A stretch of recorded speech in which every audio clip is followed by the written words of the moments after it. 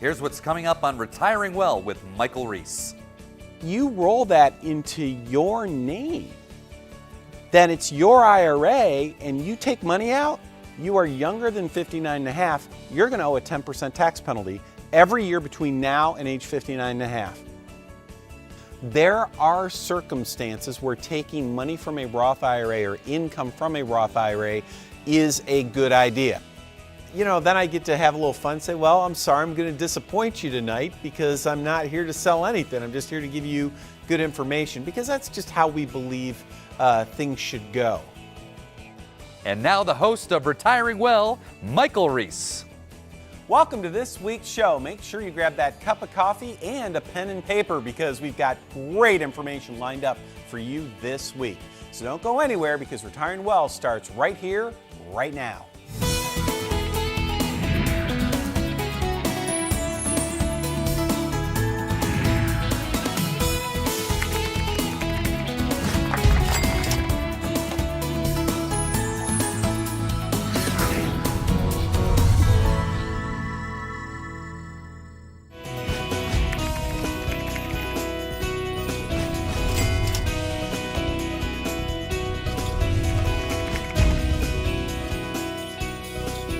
Hi, and welcome to this week's AskMikeCFP.com, where you send your questions in to us and we answer them here on the show.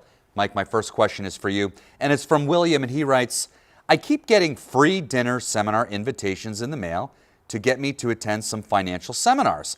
I don't mind the free meals, but I know that they're just trying to get me to buy something. What is your take on the free dinner seminar?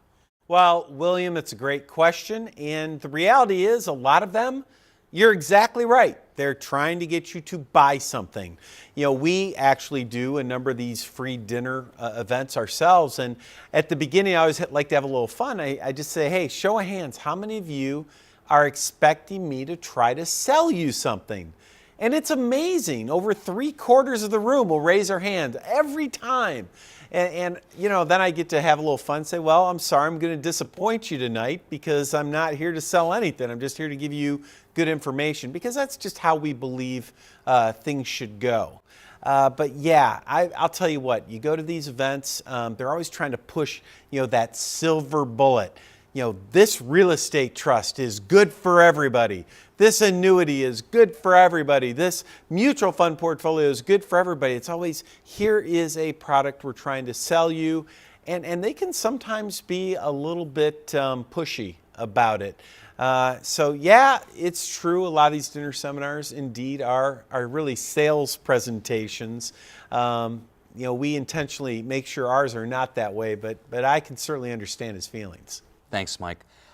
Larry, my next question is for you, and it's from Diane, and she writes, what's the difference between an ETF and a mutual fund, and which one's better?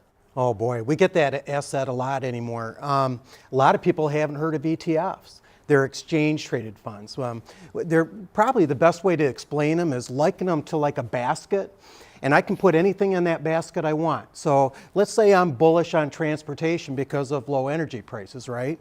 So I put nothing but transportation stocks in there. Now it closes, and now you just track it like an index, okay? It's a very low-cost way to own sectors of the economy. Take that versus a mutual fund. A mutual fund is a portfolio of stocks or bonds, whatever the case might be, that actually own those shares in all those individual securities. And then they're buying and selling within the fund. Okay, so now they have all what they call transaction costs incurring. Usually when you look at mutual funds, Mike, and you might agree, probably 1 out of every 5 mutual funds in certain sectors even beat their benchmarks. So many would argue, why not just own the ETF that has the benchmark? There's no transaction costs. They typically will outperform the mutual funds. Yeah, I like to liken it to the concept. I like to say ETFs, exchange traded funds, they're like mutual funds 2.0.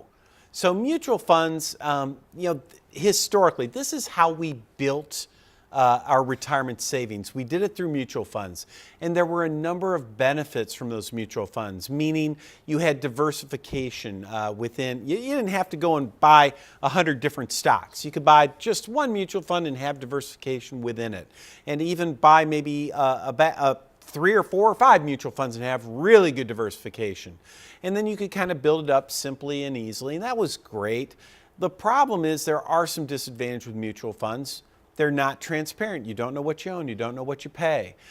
You only buy and sell them at the end of the day, so you never know the price at which you invest or the price at which you sell. So there's a lot of benefits, but there are disadvantages. An exchange-traded fund, it says, they basically say, let's take those benefits and keep them, but let's eliminate the disadvantages. So an exchange-traded fund, fully transparent. Like Larry said, it's a basket. You know exactly what's inside at all times. They're very cheap. You can buy and sell them like a stock throughout the day, so you know the price you pay for them, you know the price you sell them. So there's all the bad stuff with mutual funds. It's like they've been scrubbed off, and an exchange trade fund is just a better way to do a mutual fund. So Larry, correct me if I'm wrong here, but if I'm someone watching right now and I know my portfolio is very mutual fund heavy, would it behoove me to come in and see, hey, maybe there's an ETF that, is this a good way of thinking? Yeah, absolutely. I mean, if they have a mutual fund, for example, that's in large cap stocks, they might look at that fund and say, hey, how did that compare against the S&P 500? If it didn't bear as well, they might say, boy, I'd maybe be better off in an ETF in the S&P 500. Lot cheaper, lot cleaner, lot easier way to run a portfolio. Mike, Larry, thanks so much. And if you'd like to have your question answered here on the show, it's really easy. Just go to askmikecfp.com. Don't go anywhere. We'll be right back. You're watching Retiring Well with Michael Reese, because your best is yet to come. Life, a series of moments. A touch, a look, a laugh. Successful people. It might not be superior imagination. It just might be superior retirement planning. Imagine what's next. Plan today, own tomorrow.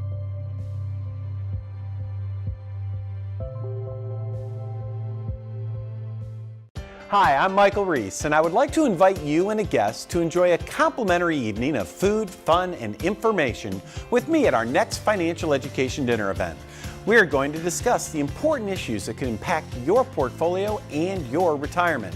These topics include, can you protect and preserve your assets against market volatility? Can you prevent outliving your money? How do decisions in Washington, D.C. affect your retirement? How to make sure that your current advisor is giving you the right advice? Can you find growth and security without risk in today's volatile market? Why getting a second opinion may be the most important financial decision of your life, and so much more. If you are a retiree or pre-retiree in the Central Texas area, then now is the time to take control of your retirement. Call us now as seats are limited. I look forward to seeing you soon at our next dinner event. You're watching Retiring Well with Michael Reese, because your best is yet to come.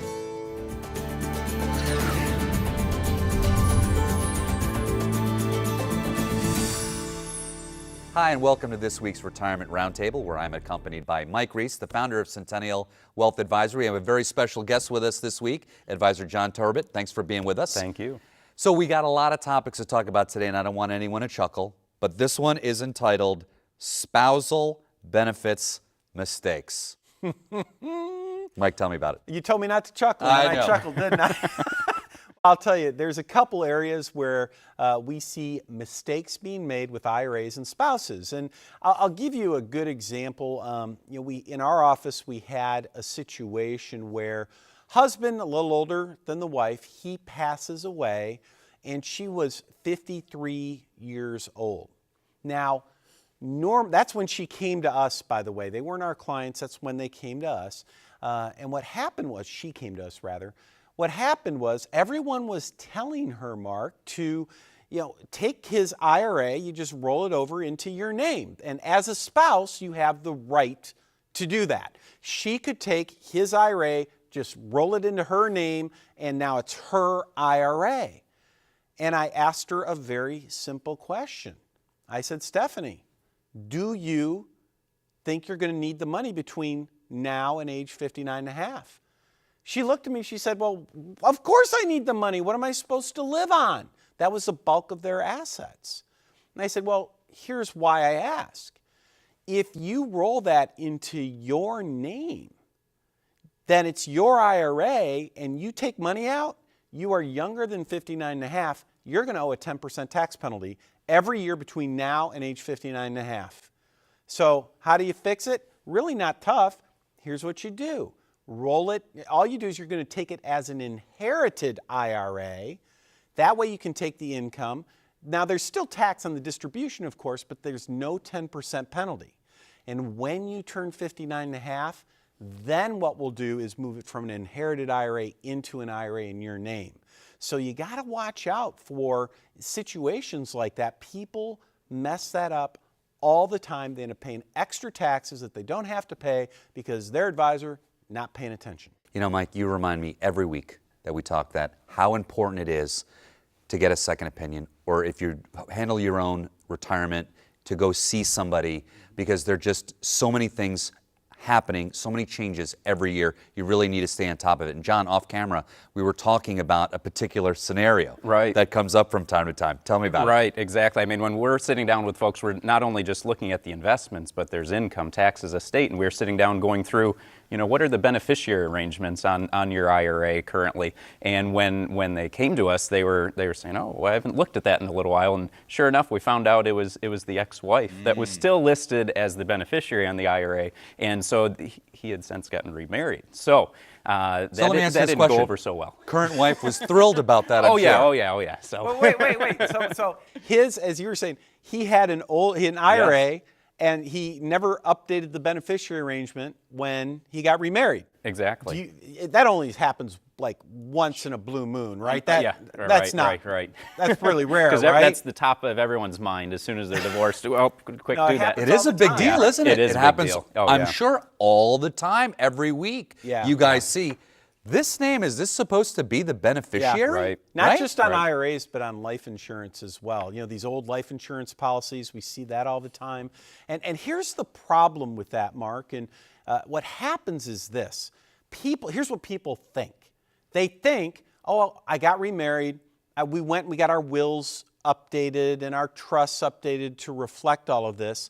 But they don't think about their IRAs or their life insurance. They don't change that, and the beneficiary arrangements on life insurance and on IRAs, that supersedes. That stuff never goes through the will or the trust. Whatever the name is, that's where the money goes. And John, that could be a bad wake-up call, couldn't it? Oh yeah. You don't want to see that happen. So it's very important to make sure update those beneficiary statements like Mike's talking about. Yeah, great little example of that. We have a client that what happened, her ex-husband, she was the beneficiary that never got changed.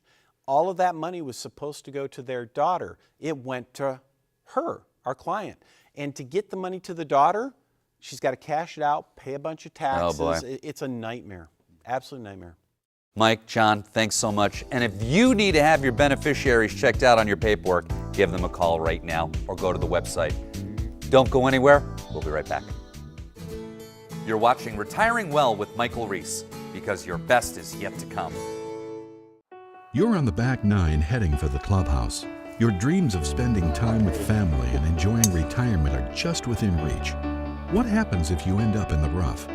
In these uncertain times, it's crucial to be prepared with sound advice. Centennial Advisors is your Central Texas premier retirement planning specialist. For a complimentary consultation, call 512-265-9900. Centennial Advisors, plan to retire well. Having no clear retirement plan is a mistake I see a lot in our financial planning office when we meet with someone new. It is extremely rare that someone comes in and has a clearly defined income plan for his or her retirement. If you don't have a clear retirement plan, then be one of the first 5 callers, and you will receive a free Centennial 5-star analysis. There is no obligation and no cost if you have at least $250,000 saved for your retirement. Here's what you'll receive: a free report that tells you exactly what you're paying your current money managers, both what you see and what you don't see. A tailored plan to safeguard your investments from market volatility. Tax analysis to reduce liability and increase cash flow.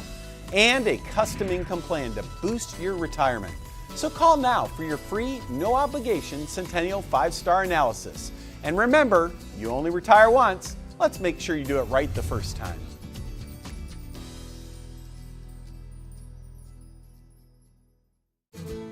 You're watching Retiring Well with Michael Reese, because your best is yet to come.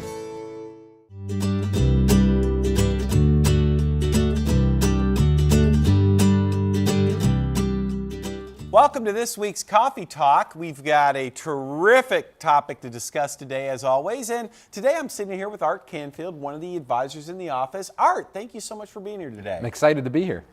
Well, let's go ahead and jump right in. Okay. We're going to talk a little bit about retiring debt-free and mortgages. So let's imagine, and I get this all the time in our office, I know you do too, someone comes in the office and they're maybe 2 or 3 years away from retirement. They still have maybe a small amount on the mortgage, not a huge amount left over, and they're asking the question, what makes more sense? Should I keep putting money and adding to my 401k, or should I maybe redirect some of that money and pay off the mortgage so I can retire with no mortgage payment? What do you tell someone who's trying to face that type of decision? There's an old saying out there that when you want to retire, there's kind of 3 things you really should be shooting for. Debt-free, have sustainable income, and have that nest egg, right? And so if somebody maybe has 2 of the 3 already accomplished, why would they not try to maybe get that third goal, right? That debt-free. Mm-hmm.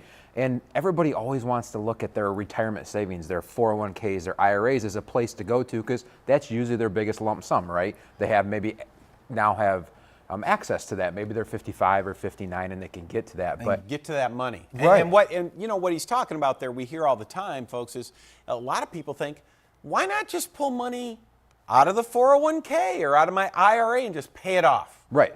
They're getting to that point where they're tired of making that monthly check, right? They want to be done with it. I'm just going to be done with it. I'm tired of paying that. I've paid it for 27 years, 30 plus years. I'm tired of making that check. And we do it all the time. People come in and either A, they've already done it and they're telling us about it halfway through, but they always forget to look at the other pieces of that. Mike, taxes, right? How many times do we see? Wait a minute, taxes? What are those? Right.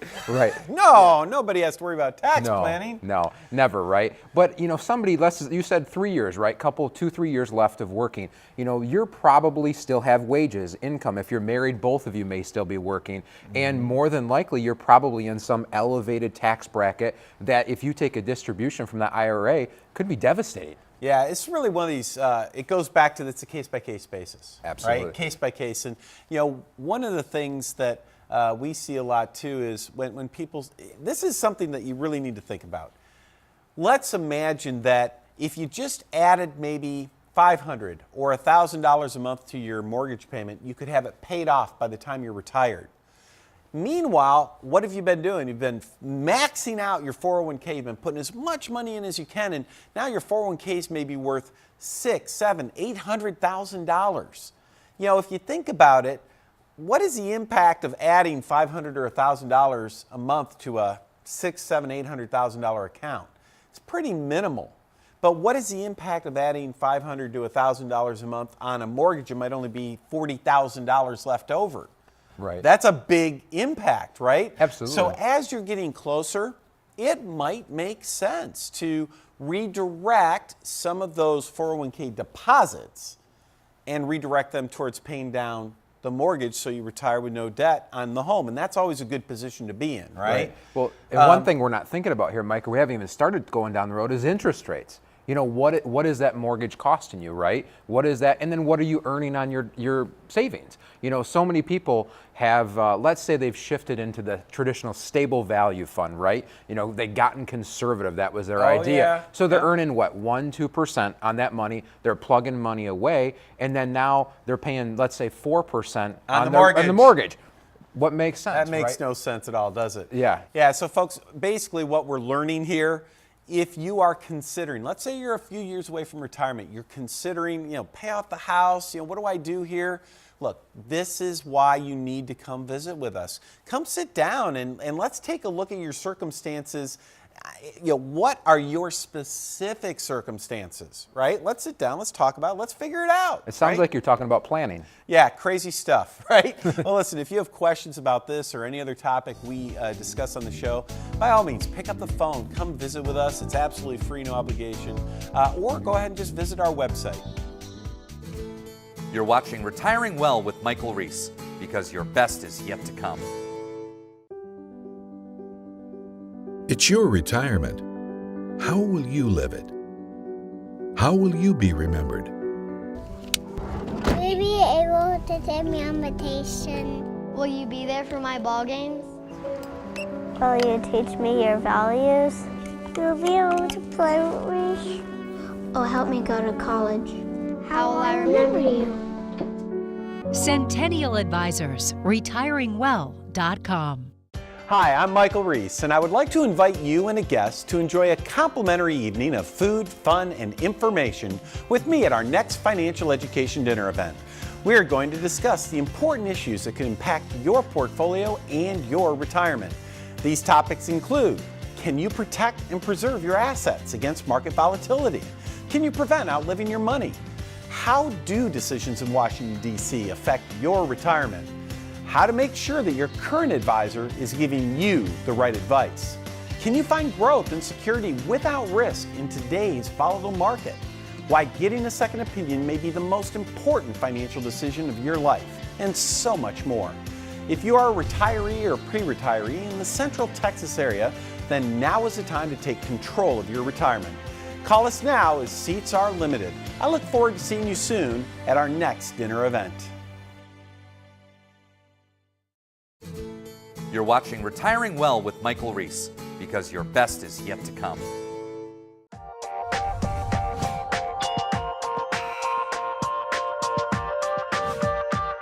Hi, and welcome to this week's Retirement True or False. Mike, my first question is for you, and it is: I should draw my Roth IRA investments out first so I don't have to pay any taxes. True or false? Oh, Mark, you are so trying to trap me here. You know that's a depends. Anytime we talk about taxes, it's a depend. It depends. It really depends on your circumstances. There are circumstances where taking money from a Roth IRA or income from a Roth IRA is a good idea. There are circumstances where that makes sense, especially when you don't have children. Right? I mean, think about this. If there are no children, maybe you're single, so you're not even married, might as well use the tax-free money. I mean, there's nothing wrong with that. On the other hand, what if you're married, you have a spouse, you have children? Then holding on to that tax-free money, maybe taking it later or leaving it to your surviving spouse, maybe that makes more sense. So, that one really depends. There's no right or wrong answer there. It's simply a, what does your circumstances look like for a right or wrong answer? So it's one of those gray areas, right? And Larry, do you have anything to add on to that? Well, it's critical to do what we call tax planning, okay? We had a client come in 10, 15 years ago. They asked their advisor, where should I pull the money from? Advisor said, well, pull it out of the Roth account. It's not taxable.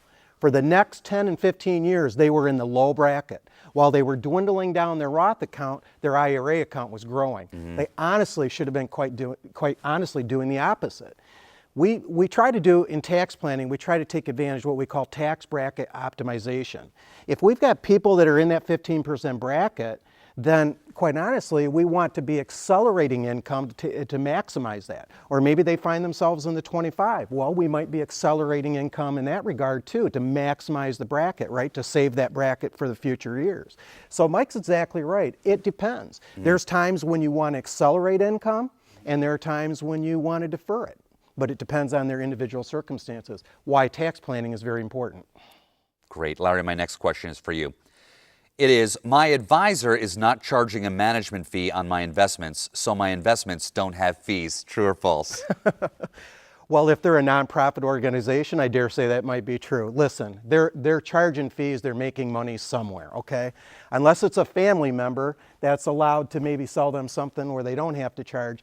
Whoever they're working for wants to make money as well, okay? So that we find 99.9% of the time is truly false. Well, they might have, on the other side of the coin, there are fixed annuities that don't have fees. There are some fixed index annuities that don't have fees. So if all of their money is in fixed annuities, maybe they don't have fees. But the reality is that odds are significantly against that, right?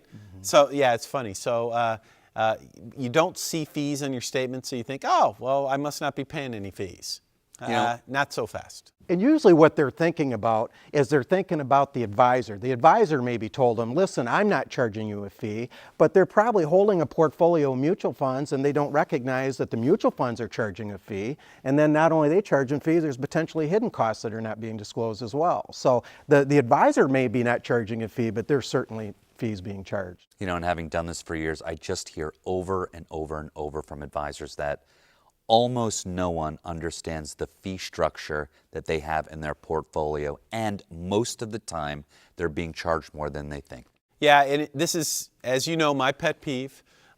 It just baffles me how this industry has figured out a way to work very, very hard and have lobbyists in Washington, D.C. who keep it this way, where they don't have to share all these fees that they're charging. Every other industry, you know what you're paying the person you're working with. You work with an accountant, you know what you're paying them. You work with a lawyer, you know what you're paying them. Why do we have to work so hard not to tell people what we're charging them? As fiduciaries, we are always very open about that. We're very transparent with the fees that we charge. People sometimes don't ask us what we charge. We tell them anyway. Like, look, before you work with us, this is what it's going to cost, and this is where you can see it on your statements. But I just don't seem to understand why everybody just doesn't do it that way. Mike, Larry, thanks so much. Stick around. Lots of great stuff to come. You're watching Retiring Well with Michael Reese, because your best is yet to come. Life, a series of moments. A touch, a look, a laugh. Successful people. It might not be superior imagination. It just might be superior retirement planning. Imagine what's next. Plan today, own tomorrow.